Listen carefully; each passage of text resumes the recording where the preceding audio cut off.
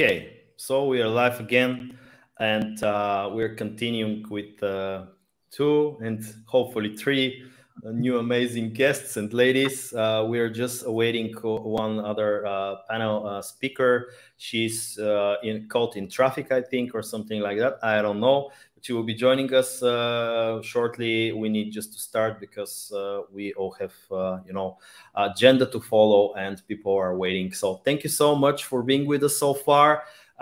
Great, interesting presentations, interesting stuff, challenging topics, discussions, controversial, statements.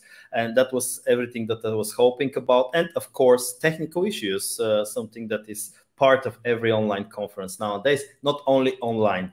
But it's a great pleasure to welcome Evelina Prodanova. Hi, Eva. She's Associate People Enablement Partner for Remote. She will be just a little presenting the company as well now shortly. And Jeni Brown, the amazing Jeni Brown, Chief People Officer from Teamwork, one of my beloved and amazing brands that we love to work with, this platform for project management. And so the topic of our discussion today is something that actually was touched upon other discussions previously. And at the end, it's all about people. And what we've heard as a statement from Richard Wood in the previous panel discussion is actually, customer is important. And we want to build client journey that is amazing, that is the perfect experience for each customer of ours. And there are lots of technologies in terms of personalization, hyper-personalization. As Lazar Jamic mentioned, now we're talking about momentum marketing. Everyone wants to receive something personalized. Now I'm having, I have Evelina as well here joining. Let's see if this is the fact. Evelina, you just need to play your camera and micro. Hi, everyone. Hey there. So we're just getting at the end of our panel discussion. Yeah, I had the invite for 3 o'clock. Yeah, sorry, it's just mixed up in the reschedule, but now it's everything fine because we're starting just right now.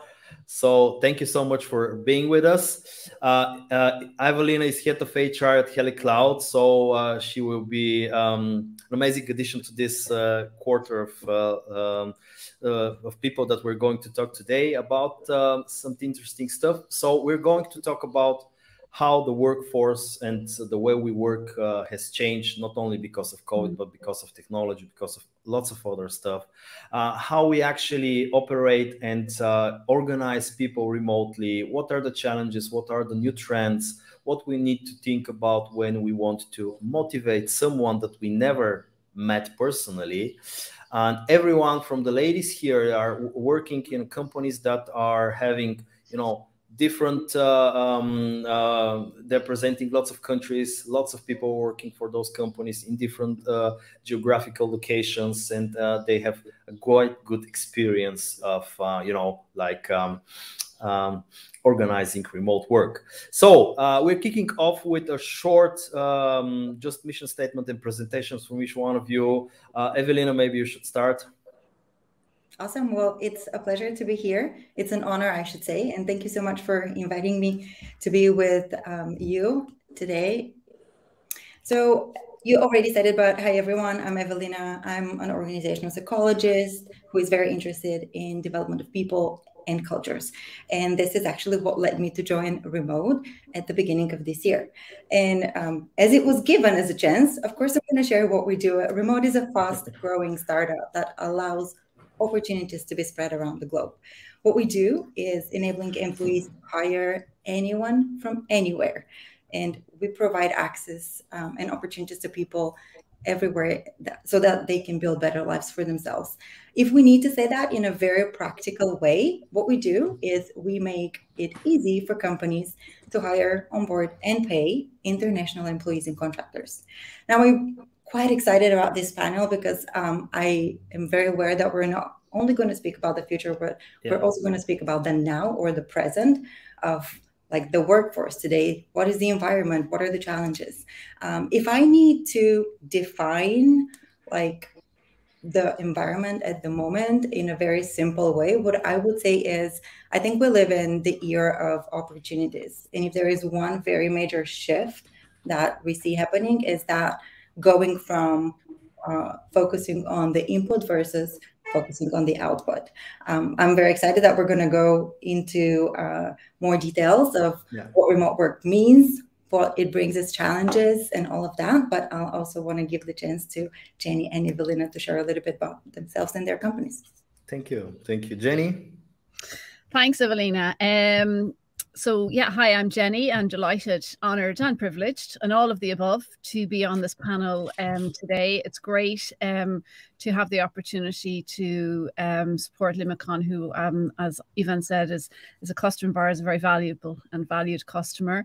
What is teamwork? We have a mission statement, which is to make teams who offer client services happy, efficient and profitable.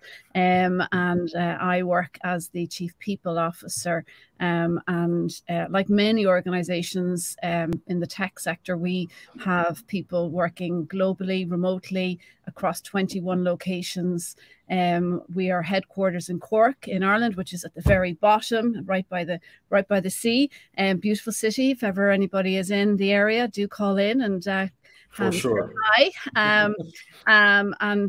Our next biggest hub would be in Belfast, and we have people based in Barcelona, in Amsterdam, in Toronto, and all across the US. So that in itself is fantastic, and I think we have definitely found that by having a remote friendly strategy called out and advertised in all of our roles and on our website has really helped us actually to hire. And I think, Evelina, you've kind of proved that as well, in terms of you have an entire business which is around enabling people to work and hire people remotely, and we've definitely found that that has been a competitive advantage for us, and our culture has always been incredibly flexible. And I guess, as Ivan, you've discovered, our product is very much a core enabler in allowing us as a business to work in a geo-dispersed manner, and allows us to collaborate and to have high levels of productivity no matter where you are. I guess it's that idea of it's not about doing work anymore, it's about work done.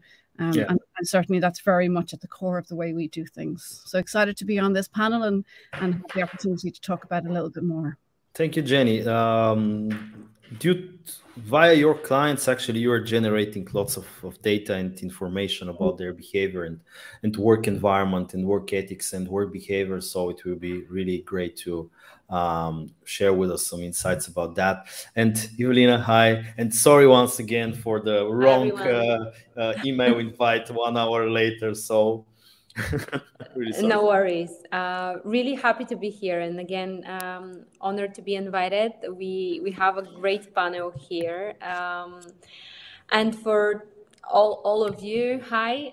My name is Ivelina, or Eva. I am currently the head of HR for HeleCloud.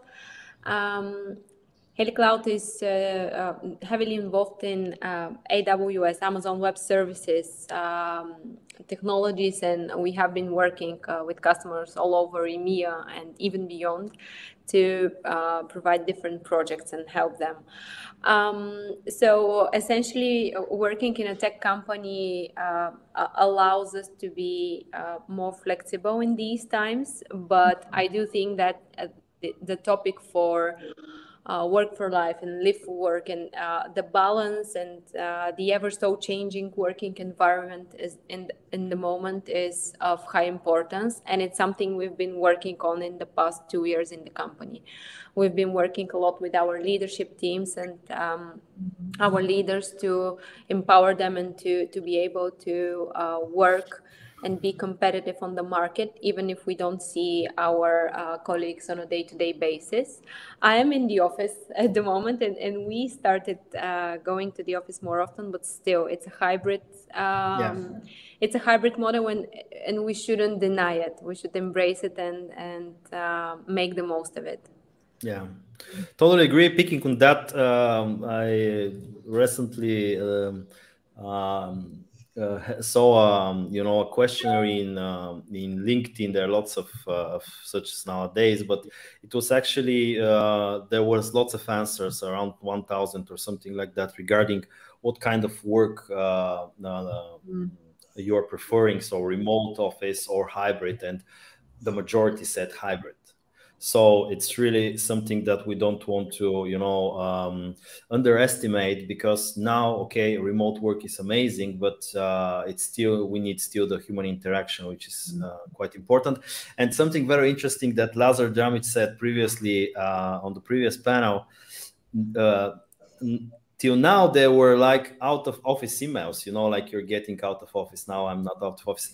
Now you're getting in the office emails that people are actually, when they're in the office, they want to focus on the human interaction with people that are actually there and not be distracted by emails or online meetings. So this is something interesting as a trend. I hope you agree with me. And I just want to ask you about what is the ideal working environment according to you, and what are the elements of the new or today's working environment that you try to build within your companies?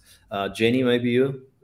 I think it's a great question, and I think for me it has less to, it's as much to do with the way of working rather than the where. And I think the way that we work then impacts and influences where makes the most sense. And I think it's kind of, you know, it's not an either or. I think for some people, working fully remotely really suits their way of working, and it works for the business. I think for others, they love the interaction. I think certain types of teams, certain types of functions do better in proximity, and I think that's also important to recognize that there isn't a one size fits all. And again, there are others who like this hybrid nature. You know, I work fully remotely in my attic with a window up into the sky, but I've literally just come back from our headquarters in Cork after doing a series of people lead upskilling for the last few days. And so, you know, it's based, and that's the value of doing that, is being in person. It makes sense to do that because you're building connection, you're creating experience. There's certain things that it helps to be in person around. And so I think there's no one size fits all. And I think it depends on the business that you run, what you do. I think creative organizations tend to do better in person, and other organizations, it's less of a criticality. But again, I think it's less to do with where, more to do with the way that we work that is changing. Yeah, exactly. Fully agree. Of course, we're going to speak about different industries. It's dependent on the industry and you know, application of the business, if you can implement hybrid work or remote work at all. But Evelina, what would you say about the ideal working environment?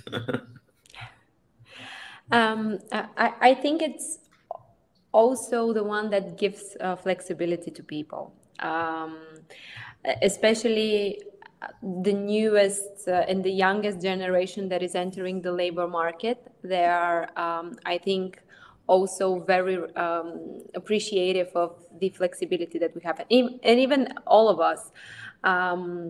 What we've discovered is that the previous fear of people not working at home is totally gone and vanished. And this again brings a new challenge, but people do really feel a lot more comfortable being at home and being in control of their own time and their day, because we have also we have left the usual 9-to-5 workday. And that is great, and it was really helpful when we faced COVID and lockdown, and we needed to take care of kids at home and whatnot. So the perfect workplace would be the one that encourages you to be present at home and with things outside of work, but also empowers you to be great professional and giving you a lot of opportunities to develop in a time that you prefer, even if that could be at 12 at midnight. That's no problem at all. Flexibility is one thing that we're also applying at Limacon, and it's all about getting done what is not only expected from you, but what is the common goal of achieving something. If it's a project or, you know, like serving a client, so if you feel more comfortable working at night, then be it. And nowadays, if you Ileana on the previous panel, she just invited her small daughter to be with her because there are two there in the house and nobody can take of her. But this is quite normal nowadays. So kids running around, you can just show hi, say hi to everyone. So I think this is very important, especially for people that are in some way more comfortable working from home and being more closer to their kids, or I don't know, some other reason. So flexibility is a freedom that company needs to give nowadays. So Evelina? You very well said it, Ivan. And I think this is one of the reasons, because there are a few, but one of the reasons why remote work has been blooming during the pandemic. Because if one thing that happened during the pandemic, which concerns the personal lives of people, is everybody really decided that it is time for us to pay attention to our lives and to put them first. So it's our personal life, us as individuals before work. Yes, we do spend a lot of time at work, but work needs to evolve around and revolve around our personal schedules. And we need to identify what is important to us, what are the things that we have as values, personal values, where do we want to be, and how do we want to adapt our work according to that. So this is why remote work became such a preferred option for many people. Maybe they prefer to be with family during the middle of the day. Maybe they want to do something else. Maybe they want to cuddle with their dogs. Maybe there is something else that they want to do. And the flexibility that remote works actually provides them, where to do their job, when exactly to perform, etc., is something that really works for them. It is something that we try to apply very, very heavily in remote.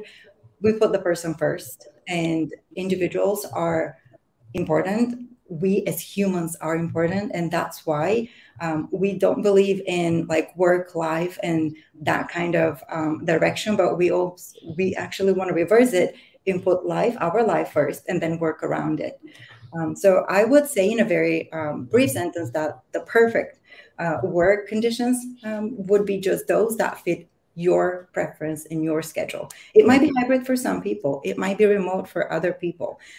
And I think we actually discussed it in our conversation before the conference, but I'm kind of tired of seeing the conversation going, what is the best, this one or this one, hybrid or remote?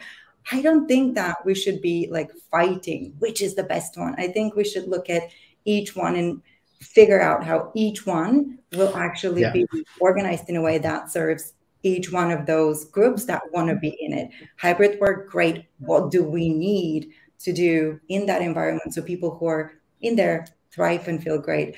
What about remote work? What do we need to provide those people? What are the tools? What are the processes? They're different for those people that want to choose remote work so they can thrive in that environment. Yeah, totally agree. And what we saw from our experience as a company serving B2B companies mostly, and lots of them are actually manufacturing industrial companies, or wholesale and retailer stuff. So interesting is that there are technology companies that everyone can work remote, and there are companies that some of the teams actually are able to work remote and other ones are not able because of their essence of the job.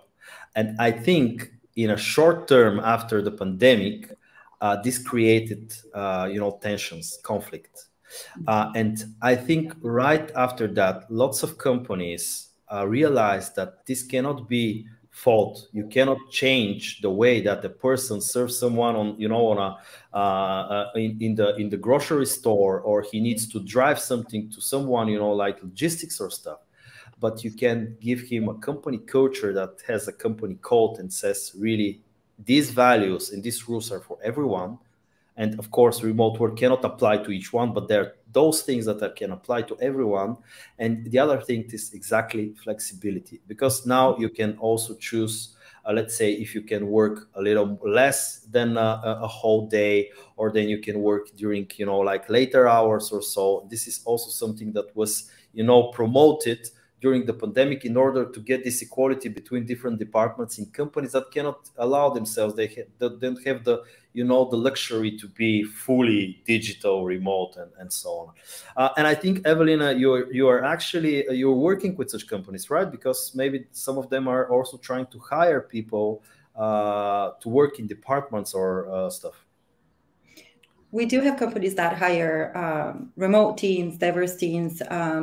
Of course, those companies would also have an office. So we're helping the ones based on their needs. But yes, it is true. And it will always be like that. We will always probably have companies, especially the ones on the production side, where, of course, the world is being automated, where that is the future for sure. However, the human is not going to go away in many other areas. So we're still going to see that change, hopefully. And I really, really hope that what you just mentioned happens for many companies, because the flexibility and that understanding is very important. If we look at the psychological side of things, we as humans are productive when we feel good, when we feel valued, when we feel that there is no other tension. If you have kids and your kids are sick, you can't be productive because your mind is going to be there, even if it's your dog or anything else. So if companies realize that they're going to get much better outputs when they really focus on the people needs and really pay attention and organize work around that, I do believe, and I hope all psychologists out there are going to back this up, but I do believe that we're going to see a lot of improvement in productivity and effectiveness. And if we speak about engagement, that will blossom as well. Perfect. So I can take on that and speak here a little bit about technology. So when we want to improve productivity, or when we want to, you know, motivate or connect people that are working in different locations, then we need to use technology. Jeni, Teamwork is a platform that actually helps teams collaborate and, of course, improve their efficiency. What you see as a trends? What type of companies you are having in your portfolio? I mean, it's not only your marketing like Limacom, but maybe diverse industries. And of course, what are the best practices in terms of implementing technology? And then to Evelina, I will ask exactly about how she, in her daily life, implements or uses technology to bring people closer, to motivate them, to make them feel part of a team. But Jeni, firstly, you. Thanks. Yeah, so we've definitely seen a growing, I suppose, clustering of the SMB sector, so the small medium size, and we've kind of, I suppose, identified that as our kind of our niche market for teams who are providing client services, and they are very much moving to more a kind of remote hybrid working model, and I think it's absolutely true to say that over the last few years, the push and I suppose the burning platform has led many people to platforms to try and facilitate and enable their teams to work collaboratively, to be productive, and to ensure that, you know, everybody is on the same page, which is really kind of critical to any level of efficiency. And to do that in a remote fashion, you know, is not straightforward. And I think, you know, when we think about technology and we think about how we use technology, there can be a temptation to go, you know, well, we just need all of these tools and then we'll be fine. And actually, I think what we found, I think we've all found, is the role of the human is key. So the role of the people lead, the people manager, is actually, from my perspective, the glue that brings everything together. And it's one of the reasons that we are running a series of what we're calling Managing with Impact programs across our business, is to really help our people managers to understand the new skills that are needed, the new competencies required to be effective in working with remote teams, and how to ensure that you do have that connection, you do create that alignment, and sharing what works for people, and just really looking at how suddenly onboarding becomes strategic. It's critical. It used to be a thing people just kind of did. Now this is key. This is really, really important. These first 90 days of somebody joining the business are key, and where people are moving across projects, using a platform like Teamwork to help people onboard onto a new project becomes really, really vital. So I think it's always about understanding the context. What problem are we trying to solve? How does this tool help us solve it? But also, how does it not? So what do we do? How do we make sure that we are kind of intentional about how we integrate our technology? And for us, obviously, we're a SaaS company. Yeah. So we tend to have a real bias to SaaS products. because it does give you that flexibility. It allows you to scale up, and typically they iterate very quickly. So you're constantly seeing that kind of roadmap and things changing. And I think that's something that we do in our own product and something we look for in others. Yeah, fully agree with you. And I think something very important as well from the technology perspective, because you're creating a product that actually helps companies collaborate across different departments and countries. It's the employee experience. We are talking a lot about customer experience, but employee experience in terms of using technology is so important. And I've saw so many companies failing to implement such tools because the tools were really, old-fashioned. They were not intuitive. They were not modern. They were not trendy. They were not sexy at all. And that's why I like teamwork in a way. And in HubSpot, of course, because it's really when you go inside, you just want to work with it.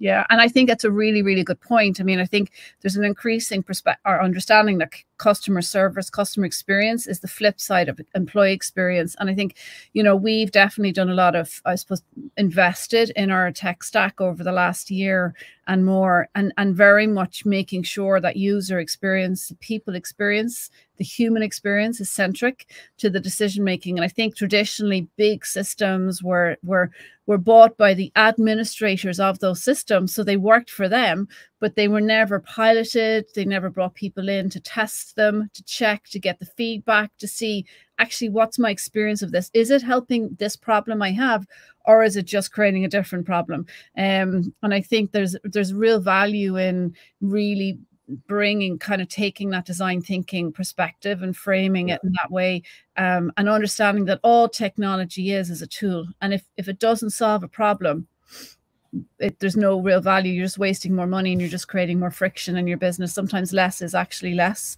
and better. So agree. I think the experience piece, and that's certainly been our experience, is that focusing on experience has been really helpful in terms of our product. So it's great to hear that that's really working and that's landing for you as a customer, and equally internally with our people, making sure that the experience, no matter where you are, whether you're in an office, in a hub, whether you're working remotely, whether you're in Turkey or whether you are in Toronto or whether you are in Amsterdam, that your experience of teamwork is the same and is positive, so that there's equity in terms of that. So again, it's not about where you work, it's about the way you work and the why you work that really matters.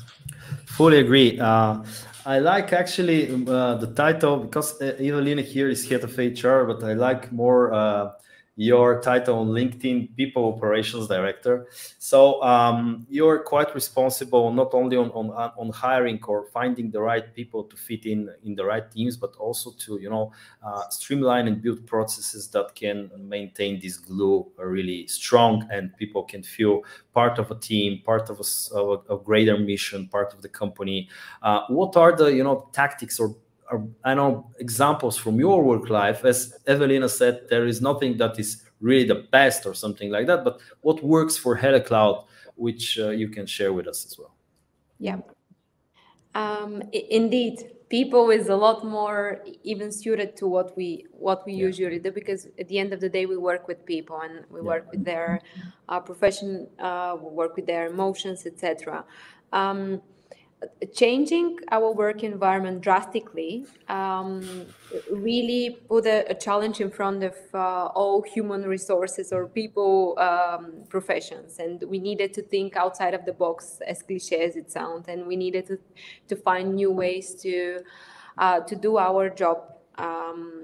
For tech people, it was easier, and it's something that they did even before that, but no HR could have imagined signing contracts online and doing their job online, etc. And this put a great focus on that in my team as well, and we were and we still are trying to constantly improve our communication, and no matter the distance, be connected to people.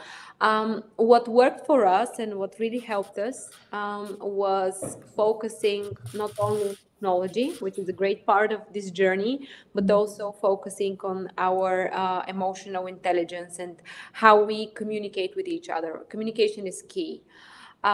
We did a lot of workshops that are focused on mental health, because I think we've already discussed this briefly, but mental health is what really made a lot of people struggle during times of pandemic. A lot of people were locked down alone or with their families, which have different perspectives, and a lot of people also felt really fine and didn't miss the office at all. So we focused on communicating with people and asking how they are, making sure we have those small gestures, and even a lot of the teams had their own rituals. We had interest groups. We had morning workouts that were online, leading by someone from the teams. We had morning coffees that were also online, that we would have in our kitchen, but we didn't have the kitchen. And just those little details that allowed us to maintain our communication even virtually. It felt strange at the beginning, I wouldn't lie, and we needed some adjustment to this new way of work. We weren't used to always turning on our cameras, and that also took some time, but being persistent in wanting to engage people is what really helped us. And just to add on that, it's, of course, it takes a lot of work with the leaders of the company. They are the basis of it, and we did a lot of work with our leadership team, and improved what we have as a company culture, because company culture is what really drives and helps the success of a company. And I think that is also something really important to think about. Ivanka, just add something here, because we're touching on like social connections and engagement and all of that. And I know this is one of the reasons why whomever is kind of against remote work would just bring it as one of the reasons why we shouldn't do remote work. And one thing that I've noticed, and we have noticed, actually, we're focusing on at the company as well, but one thing that seems to work really well is when we shift that focus to building belonging. And belonging is not about being at the office. You could be in the office physically next to somebody and feel very distant or not feel understood, or you might not even have any kind of relationship with that person. So belonging is very well connected to that part of the leadership discussion that we're going to have. It is connected to trusting and respecting the people that you work with. And it is really not connected to the physical space, but really it is connected to how you approach the people on the other side. If they are next to you, then great. If they're from the other side of the screen, also great. I do remember one phrase that one of my mentors, like many years ago, my first real job that I had, who taught me, and to this day I kind of repeat that to myself every single day. People don't care how much you know until they know how much you care. And that will be valid for any kind of environment. So just to adding to what Evelina said, it is really about, if we do care about the people that we work with, that will make the difference, that will make that culture what they need, that will make the culture the glue in the people, and will lead to the people staying in the company. And in a way, actually, the move, sorry, Ivan, the move to remote has actually created a lot more focus around the importance and the criticality of belonging and connection. And, you know, whereas I think maybe we made a lot of assumptions, lazy assumptions, that because everybody was in the same office, that suddenly this was just happening. But actually, people are different. We've introverts, we've extroverts. Some introverts loved lockdown, thought it was the best thing ever. Because they got their energy from being on their own. Others really found it hard. So I think to some degree, actually, it really helped us to see the complexity of people and how they engage, and the need for belonging as something much more than about being in a similar space. Now, that being said, you know, I think there's definitely value in having in-person events. We certainly do. We have an annual Grand Council staff event. We're having it in July, and it's really very much about, you know, fostering that connection, collaboration, and building shared moments. But it's a very specific event with a very clear focus. It's not about work in terms of business as usual. It's about building that connection, creating opportunity to do things you wouldn't get to do, think about things you wouldn't get to think about. And I think there's ways in which we can do both, and create that kind of space for everybody to work in the way that works best for them.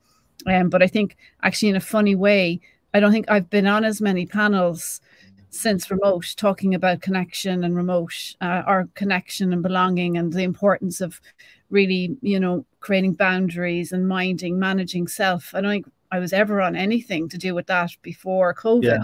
So I think there's a wonderful sort of kind of karma from all of us. We've learned, we've done well, you know, there's been a lot of good things that have come out over the last few years that are to our benefit. Thank you, Jeni, on that. Maybe you've noticed that I'm not following our pre-rehearsal meeting notes, but Evelina knows me, and she knows that's fine pretty well. So I'm going to say, well, that should be okay, right? I'm going to say two things. The one is a vision of the future that I would love to talk about. I don't know, maybe it's a scary vision. But the first thing that I want to say is something that I've realized while we're talking, and because of the previous panels, and that's actually the beauty of such events, because you really start to think about something that you haven't thought before. And that's, should I put it this way, the relationship between employee or a person and a company is there. It was all the time there. So we work, I think 2/3 of our lives we work, right? So if we're lucky, maybe we work more, but it's nowadays it became more important about the statement that we need to find the balance, work-life balance. Okay, but that is in some way controversial to the topics that we are currently speaking about, and that is the role of the company as an institution has become much more bigger than previously. Now the company needs to take care of the mental health of the person. Decades ago, this was not at all the task. You just need to get your salary, you need to get your job done, maybe some, you know, social benefits and stuff, then you're going higher on the ladder of career. But then I don't care if you have 2 kids, if you need to, if you cannot afford a babysitter or something like that. I don't care. I wanted to say the word with F, but no. So then it's, I think what we should say is that companies are ready to take care of the people. So they are ready to be very personal with their approach to each one of you, as Ivelina said. So if a person has 2 kids and he needs more time during the day, oh, no problem. Then you can work while they're sleeping. Hopefully they're sleeping. If you are like a career junkie, then no problem. We have an office, we have, you know, a meeting room where you can present yourself. Perfect. If you're a social animal, then you can, you know, go on meetings or you can go on social events and stuff. And I think that's something that companies are already doing. So I think the step from the other side needs to be more, you know, okay, I need to embrace it, that work-life balance is no more. And by work-life balance is no more, I mean that you have your personal time and you will have it because companies will take care, will secure your personal time. But we need to open your heart in order to say, okay, now I'm searching for a company that actually understands me and is taking care of me. And yes, the reality is so that if I want to achieve some stuff, get a good salary and be happy with my social life, then I need to be flexible as well. And there is, okay, the 9 to 5 p.m. working time is no longer from the company perspective, but from the employee's perspective, we see lots of people saying, okay, guys, after 5 p.m. no bother me because this and this. So I think we need to find here the balance between those two relations, because companies are acting already as institutions and very important entity in the life of the employee. So the employee needs to open their hearts and let the companies do their jobs in this way, I think. I don't know, what is your opinion about that? I think it's a really interesting point. And I think again, you've got this tension. And it's an interesting, we've literally just had this conversation this week about what is the role of the manager? What is the role of work in this new world that we're in? And is our job to care for our people as managers, or is our job to deliver against the business and care for our people in order to do so? And where is the emphasis, and what are we here to do? Because we're not a social enterprise, or at least private sector commercial bodies are not social enterprises. And let's be honest. Let's be honest, because actually if we don't deliver against the business, there is no business and there's nobody to care for. And I think there is that but there is that tension and that balance. And somebody described it as the balance of life instead of work-life balance. It's actually about the balance of life and creating boundaries and priorities and being sustainable. And sometimes you'll spend more of your time in work, and then others you'll balance it against life, because that's how it plays out. Because no one day is the same. We have different pressures and things that are, and that flexibility that we get now is helpful, but it's also harmful, because it means we don't have that clear boundary. So we have to be really deliberate about it. And I think in a way, if we say that our job as managers is to care for people, purely to care for them, then we end up crossing over boundaries all the time, because we're getting into their lives. And our jobs is not necessarily, I don't believe our job as people professionals, our people leads, is to get into our people's lives in a kind of a social care way. It is to care for the person and to appreciate that there's complexity and there's things going on that may impact their ability to work. But fundamentally, it's about that relationship between the person and their ability to do their work. But I think it's a really, really interesting question. And I'd be interested to hear what Evelina and Ivelina think. Just to add on that, and I'll give the word to Evelina and Ivelina. You have so similar names, but it's quite interesting.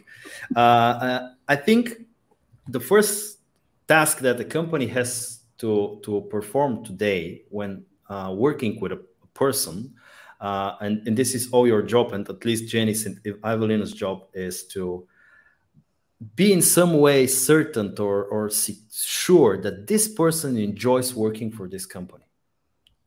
From this point of time, it's all good, because he enjoys working here, not his work, working here. Of course, this is comes second, because then if you are, let's say, a client success person and you're working with feedbacks and stuff from clients, you need to be a person that wants to communicate with other ones in order to enjoy such position, such title. But then we need, after that, not to sell the idea of work-life balance in a way that I have achieved work-life balance because my work doesn't care. I don't care about if I enjoy my work, if I find meaningful my work. As soon as I work from 9 till 5, I get my salary and nobody bothers me after that. If I go to a vacation and nobody sends me an email, or I'm feeling comfortable not replying to anyone because my job. And then actually these people, they are not feeling satisfied or happy at the end, because this is not the real work-life balance. I think the real balance in life, as Jeni mentioned it, is really to embrace that working in a company that is actually meaningful for you and you're enjoying their mission and culture. It's part of your balance in life. So you need to find this company. And I think that's something that employees nowadays are as a first priority searching. Not everyone, of course, salary is, you know, still the first thing that everybody is interested in, or almost everybody. But it starts slowly to getting, okay, let's see what that company stands for. What are the people there? What is the environment? Do they have any social causes that they're supporting and stuff like that? Yeah. And then you're adding this to your meaning as a person, and then you're feeling happy. And that's in this way, this very strict boundary between personal life and work life is no more. So you're feeling secure to work a little more, or just to stay a little early, later in the night, just to finish some work, and then your kids running around. You're feeling happy because everything is complete. I don't know. I think that's the way things should be. Evelina, what you say? I would say that the search for meaning has always been there. It is that now we do have the opportunities, and we allow ourselves to really break our belief barriers and think about it and assess that, versus maybe 50 years ago, that wasn't part of the deal. It's not like people didn't want to do meaningful work. If we could go back, and if there were any research or interviews, perhaps people would still want to do meaningful work. It is part of humans. That's what we are. Although they just were not presented with the opportunities, people were just living in a different scenario, in a different kind of a world. So right now, because of what we have in front of us, we can actually allow ourselves to do that. Now, I do want to add something, though. I think that world of opportunities brings a different challenge, and that is we also need to change and adapt. We need to build a few different skills to be able to really be part of that world. And if, for example, we're already in our 30s or 50s, we don't think about that as much with as much intention as we should. Maybe that flexibility is not for everyone, or maybe that flexibility is for everyone, but not all of us know exactly how to really use it. So this means we need to teach ourselves. Jeni was talking about setting boundaries. That is a skill. It is really up to us. The company can give us all the freedom. It is not a rare situation that companies nowadays offer unlimited vacation. We do, maybe Jeni, your company does, maybe Evelina, you're doing the same, but there's so many. This is not even a benefit kind of anymore. It's not. We don't because it doesn't work. What I was going to say is, we have the freedom. It is to us, though, like it is within our ownership to really learn how to use that freedom so we are still productive. That's why in the beginning I said I think we are in the era of opportunities, which is wonderful because it gives us so much to choose from. But also we're in the era that challenging output is what matters. So it is up to us how many days we're going to work, how many hours per day, when exactly. But what the company cares is your output. Yeah. As long as I'm given the tools to perform well, as long as I'm enabled to do that, and this is where companies are really the ones that need to present that framework and structure to employees, then the output is what matters. So it is not easy, and that's why it seems like some of that flexibility, some of that work, remote opportunities are just not for everyone, or we're just not ready yet. We haven't taught ourselves how to use those opportunities and that flexibility yet. So I think this is one of the biggest also challenges that we would have. Of course, companies would have it as well because we're part of companies, but I do believe that this is more a personal within the personal ownership of each one of us. We also need to kind of be the driver of our own success. It's not just the companies. We can't just blame companies for not performing really well, right? So maybe it is a skill that we need to figure out how to implement in our school system and teach our kids. Oh, wow. Don't start that topic because it's well, they're going to be looking for jobs in like 10 years. Skills of the future, being able to manage my time myself. Yeah, but it's right. So companies are saying, just like the state in some way, we know what is better for you because we have the experience. And what is better for you, we can give it. It's a total freedom. Of course, you need to follow some rules within the company. But then it's up to you how you deliver, how you perform, and how you organize your working time. And then the next question needs to be, do you want that freedom? Most of the people will say, yes, of course. And the next question needs to be, are you skilled enough to manage that freedom?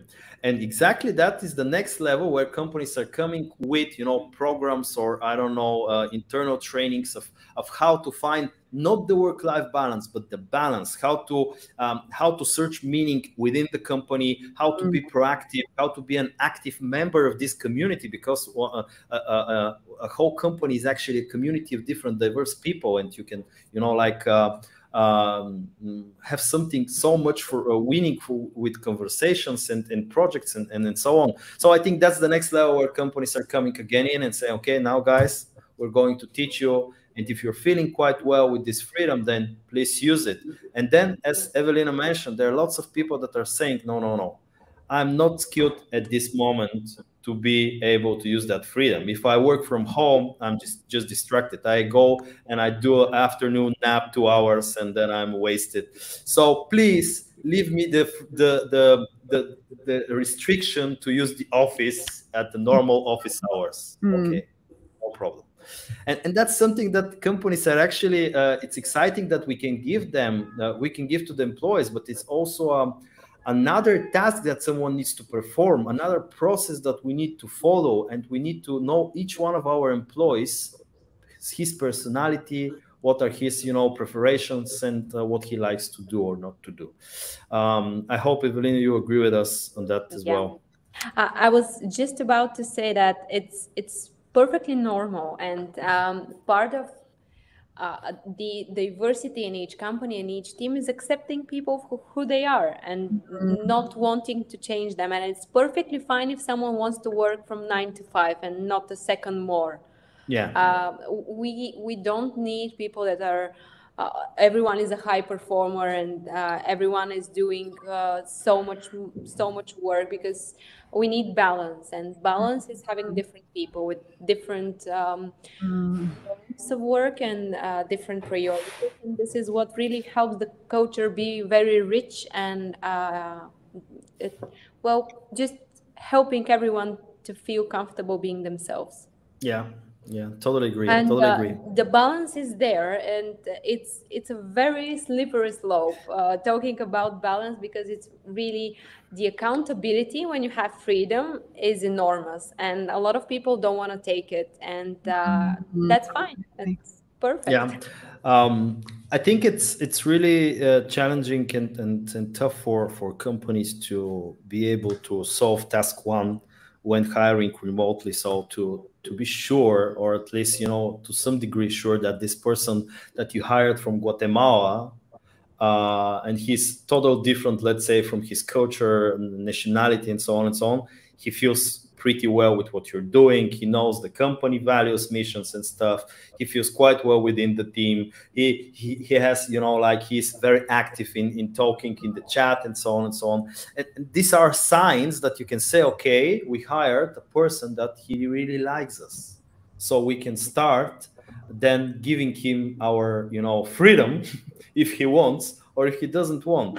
And that's the future, and I think companies are really adapting to that reality, which is great. Of course, some of them are struggling with that, or as we mentioned already, local teams that are really need to do some physical jobs are more you know, dependent on what they're doing locally.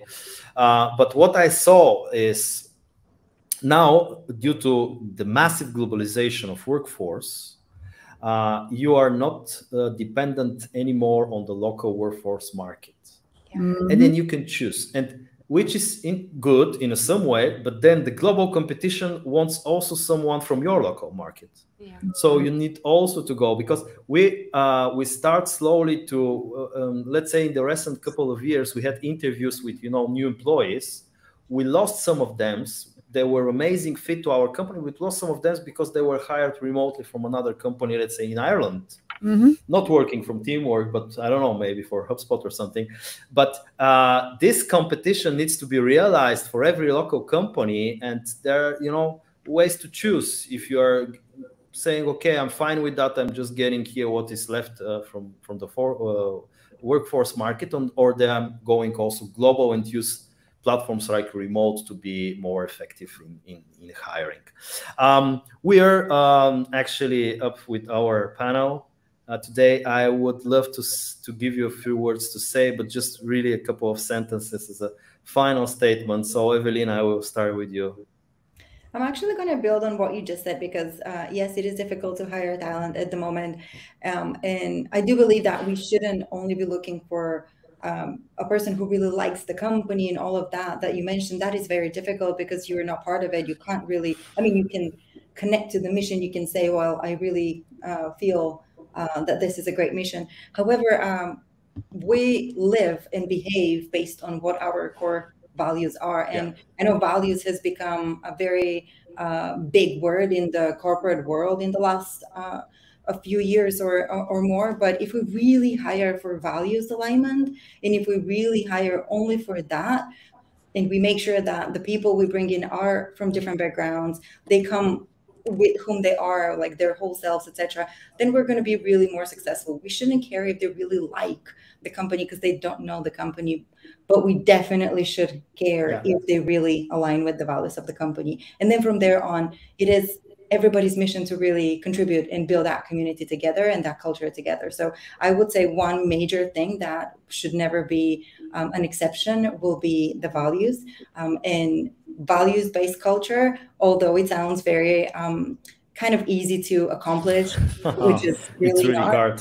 Values-based culture understood in the good way, in the right way, will be really winning for any company, remote or not remote. Yeah, thank you, Jeni. Yeah, I mean, I think what's really clear is that we are still figuring all of this out. And I think there is no magic bullet. There is no one size fits all. I think to Evelina's point earlier on, that diversity means everybody is different, and we need to be okay with that. And we need to take our time on this because, you know, it's a very changing world. We got out of COVID and we landed ourselves straight into a war situation, and you know, so the world is continually turbulent.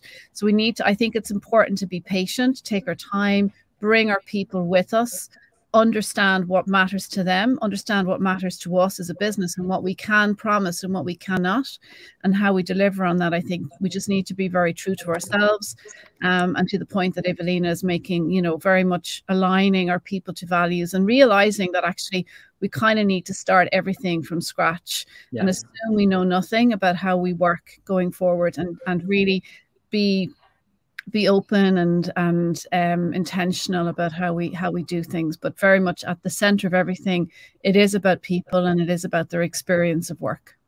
Thank you, Jeni. Thank you so much. Evelina? I couldn't agree more. People-centric companies are really doing great at the moment, and this is another proof for that. If we want to have one thing to continue doing and to improve, that's focusing on development, because we are living in a certain situation now that in 5 years would be a totally different situation, and we'll be facing new challenges in 5 years. So we need to be constantly developing and improving ourselves, investing in people, and making sure that we have a culture of learning and a culture of growth that is enabling us to face and resolve any challenge that we have, because it's a constantly changing world.